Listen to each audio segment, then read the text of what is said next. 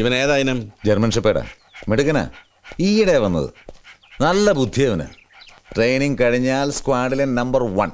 എന്താ ഇവന്റെ പേര്? പേരിട്ടിട്ടില്ല, നല്ല പേരുകളുണ്ട്, പറ. ഒരു ഉഗ്രം പേരുണ്ട്, പറയട്ടെ. സേതുരാമൻ. എന്താ? ബുദ്ധിയുള്ള ഇനമാന്ന് പറഞ്ഞില്ലേ, അപ്പൊ ഈ പേര് നന്നായി ചേരും. സേതു രാമൻ. അല്ല കാവടി, തന്റെ മനസ്സിലിരിപ്പ് കൊള്ളാം. അച്ഛന്റെ മോൻ തന്നെ പോ. അതിലൊരു സംശയവും വേണ്ട, അച്ഛന്റെ മോൻ തന്നെ. അതുകൊണ്ടല്ലേ സേതു രാമൻ. ആ പേരിനോട് എനിക്ക് ഇത്ര പ്രേമം.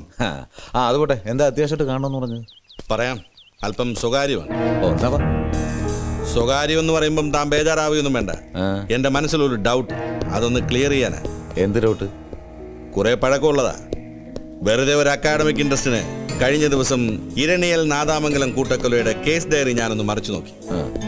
അതിലൊരു കോൺട്രഡിക്ഷൻ കണ്ടു. ഒരാളുടെ പോസ്റ്റ്മോർട്ടം റിപ്പോർട്ടിൽ മാത്രം ചെറിയ ഒരു സമയ വ്യത്യാസം. മാണിക്കുഞ്ഞിന്റെ റിപ്പോർട്ടിൽ അതൊരു മിസ്റ്റേക്ക് പറ്റിയതാ. സർജൻ എന്റെ എക്സ്പ്ലനേഷൻ തന്നിരുന്നു. ആരായിരുന്നു അന്ന് സർജൻ? എന്റെ ഓർമ്മ ശരിയാണെങ്കിൽ doctor Vijayalakshmi, police surgeon.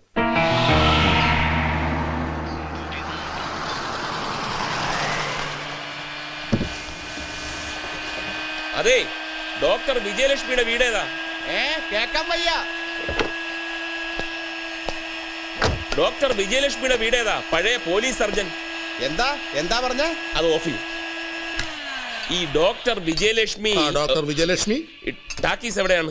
Doctor Vijayalakshmi ടാക്കീസോ? അങ്ങനെ ഒരു ടാക്കീസ് ഇവിടെ ഇല്ല. ഡോക്ടർ വിജയലക്ഷ്മി ടാക്കീസിൽ നിന്നോട് ആരാടാ പറഞ്ഞ ജോസേ? ഡോക്ടർ വിജയലക്ഷ്മി ടാക്കീസ് ഉണ്ട്. ഡോക്ടർ വിജയലക്ഷ്മിയുടെ വീടും ഞാൻ കാണിച്ചു തരാം, കേട്ടോ? ഇവിടെ നേരെ വടക്കോട്ട് പോയിട്ട് പിന്നെ അവിടെ നേരെ തെക്കോട്ട് വന്നാൽ മതി, കേട്ടോ? നീ ഒന്ന് പോലെ. ഡോക്ടർക്ക് ഭർത്താവില്ല, സത്യം. അവർക്ക് മക്കളുമില്ല, സത്യം.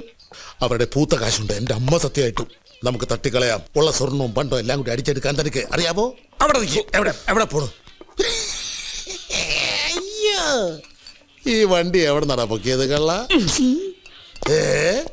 എടാ ജോസേ, ഒരു ഫ്രൂട്ട് ജ്യൂസ് മതി.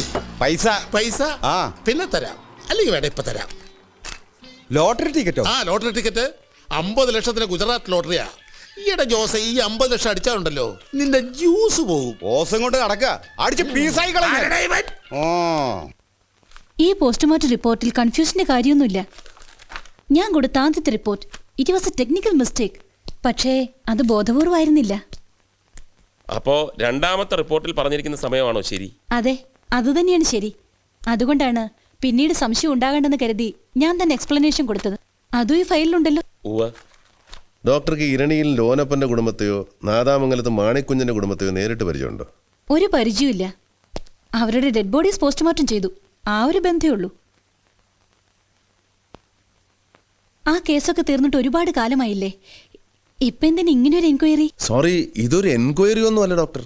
CBIയുടെ പുതിയ റിക്രൂട്ട്മെന്റ് ബാച്ചിന്റെ ട്രെയിനിങ് ക്ലാസ്സിന് ഈ കേസ് ഒരു റെഫറൻസ് ആണ്. അപ്പൊ അതിനുള്ള നോട്ട്സ് തയ്യാറാക്കുന്നതിനിടയിലാണ് ഈ വൈരുദ്ധ്യം എന്റെ കണ്ണിപ്പെട്ടത്. അതൊന്ന് നേരിട്ട് ക്ലാരിഫൈ ചെയ്യണമെന്ന് തോന്നി, അത്രേ ഉള്ളൂ. That's all. വരട്ടെ.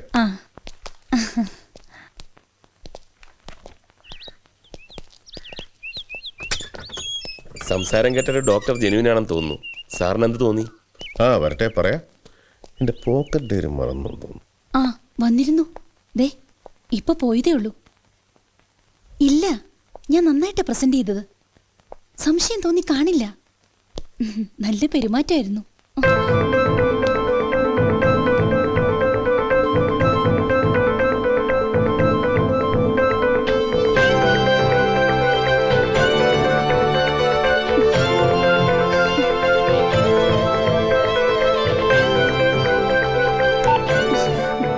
എന്താ സർ? ഞാൻ എന്റെ പോക്കറ്റ് ഡയറി ഇവിടെ വെച്ച് മറന്നുപോയി, അതൊന്ന് എടുത്തോട്ടെന്ന് ചോദിക്കാൻ വന്നതാ. Please. Thank you for everything. വരട്ടെ.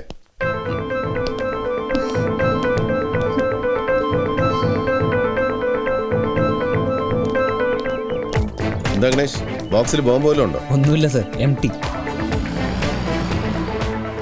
ഞാൻ പ്രതീക്ഷിച്ചത് തന്നെ സംഭവിച്ചു. ഡയറി മറന്നു എന്ന് പറഞ്ഞപ്പോഴേ എനിക്ക് തോന്നി അത് മറന്നതല്ല, ഒരു കെണിയാണെന്ന്. എനിക്ക് ഉറപ്പുണ്ടായിരുന്നു. ഡോക്ടർ പറഞ്ഞതിന് വിഭിന്നമായി അവരുടെ ഉള്ളിൽ എന്തെങ്കിലും കള്ളമോ കളങ്കമോ ഉണ്ടെങ്കിൽ അവരാരെയാണോ പ്രൊട്ടക്ട് ചെയ്യാൻ ശ്രമിക്കുന്നത്, നമ്മൾ ഇറങ്ങി ആ നിമിഷം ആ ആളുമായിട്ട് ബന്ധപ്പെട്ടിരിക്കും. That is human psychology. അതിവിടെ ഉണ്ടായി. ഡോക്ടറെ കൈയോടെ പൊക്കിയാൽ മറ്റേ തലയ്ക്കൽ സംസാരിച്ചവന് നോട്ട് നൗ.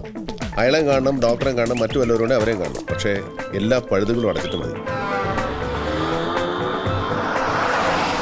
ബോധപൂർവമല്ല എന്ന് ഡോക്ടർ പറഞ്ഞെങ്കിലും ബോധപൂർവം തന്നെയാണ് തെറ്റിദ്ധരുത്തിയെന്ന് നമുക്ക് സംശയിക്കാം. അപ്പൊ മാണിക്കുഞ്ഞ് കൊല്ലപ്പെട്ടത് 10:30 തന്നെ, 11:15 11:30 ഇടയ്ക്കല്ല. അലക്സ് പറഞ്ഞത് സത്യമാകൂ sir? May or may not. അപ്പൊ മാണിക്കുഞ്ഞ് തന്റെ ചോരപ്പാടിൽ എഴുതിയ ഈശോ ആര്? വേറെ ഈശോ ഉണ്ടോ? ആ ഈശോയും മാണിക്കുഞ്ഞും തമ്മിൽ എന്ത് ബന്ധം? തീർച്ചയായും പോലീസ് എന്ന് പറഞ്ഞതുപോലെ മാണിക്കുഞ്ഞ് ദൈവത്തെ ഓർത്ത് എഴുതിയൊന്നുമല്ല. ആണെന്ന് ഞാനും വിശ്വസിക്കുന്നില്ല. പക്ഷേ തൽക്കാലം ഈശോ ഒരു ഊരാക്കുടുക്ക് തന്നെയാണ്. സർ, കേട്ടിടത്തോളം ഈ മാണിക്കുഞ്ഞ് വലിയൊരു ഫൈനാൻസറാണ്. വളരെ വലിയ തുകകൾ വലിയ പലിശയ്ക്ക് കൊടുക്കുന്നയാൾ. അങ്ങനത്തെ കൊടുക്കൽ വാങ്ങലുകളിൽ ശത്രുക്കൾ ഉണ്ടാകുന്ന സ്വാഭാവികമാണ്. അങ്ങനെ ആരെങ്കിലും? എക്സാക്ട്ലി. ആ സാധ്യത ഒരിക്കലും തള്ളിക്കളയാനാവില്ല. പക്ഷെ അത് നമ്മൾ എങ്ങനെ അറിയും? ആരോട് ചോദിക്കും? മാണിക്കുഞ്ഞിനോട് അടുപ്പമുള്ള അയാളുടെ staff, somebody like that. Chacko, question ചെയ്യാനുള്ളവരുടെ ഒരു ലിസ്റ്റ് ഉണ്ടാക്കണം. സർ.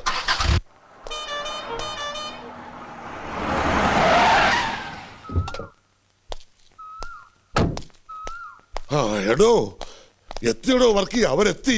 ആര്? സ്വാമിയും കൂട്ടരും CBI ഇവിടെ എത്തി. ആ ഞാനും കേട്ടു.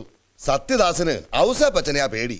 ദേ എന്നാ വന്നാലും വാ തുറക്കരുതെന്നാ പറഞ്ഞിരിക്കുന്നത്. അവനത് അവിടെ ഇരുന്ന് പറയാം. എനിക്കാണെങ്കിൽ ആ സ്വാമിയുടെ ഫോട്ടോ കണ്ടാ മതി, അപ്പം വയറിളകാൻ തുടങ്ങും. ഹാ, ഔസേപ്പച്ചൻ പേടിക്കണ്ട.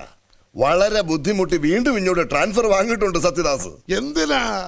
ഓ, ഔസേപ്പച്ചൻ അത് ഇഷ്ടമാവില്ലെന്നറിയാം. പക്ഷേ ഈ സമയത്ത് അവൻ ഇവിടെ ഉള്ളത് നമുക്കൊരു ബലവാ.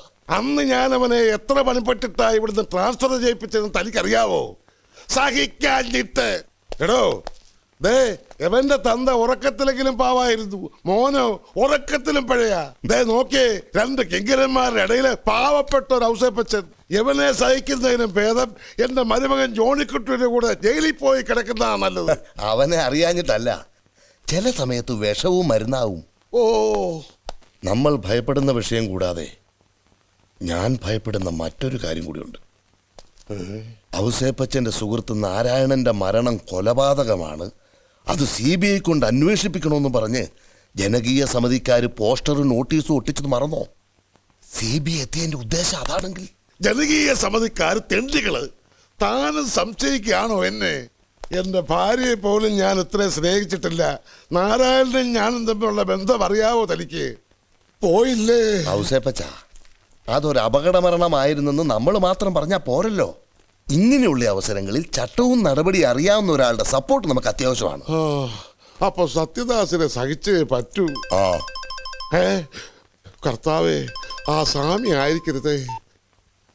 ഹലോ, ആ നോക്കട്ടെ. എടാ സണ്ണിക്കുട്ടി, സണ്ണിക്കുട്ടിയേ, ചേട്ടത്തി, സണ്ണിക്കുട്ടി എന്തി? പന്നിക്കുട്ടിയോ? ഉണ്ടായിരുന്ന ഒന്നിനെ അല്ലേ കഴിഞ്ഞ പെരുന്നാളിന് കറി വെച്ചത്. ഓ, ഈ ഔസേപ്പച്ചൻ ഒന്നും ഓർമ്മയില്ല. സണ്ണിക്കുട്ടി ചത്തു. ആ